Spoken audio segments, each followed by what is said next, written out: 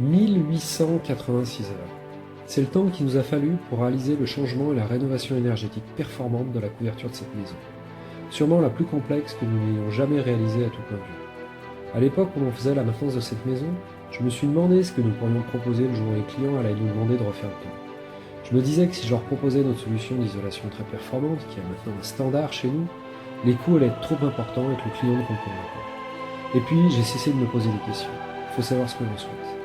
L'objectif final, c'est d'avoir un bâtiment performant. Alors on n'a pas 36 solutions.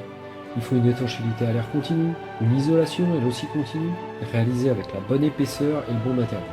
Sinon, on tue la source d'économie d'énergie pour les 60 prochaines années, parce qu'en réalité, c'est très difficile, voire impossible de modifier l'isolation en tout. Et ça, les clients, quand on prend le temps de leur expliquer, ils le comprennent très bien.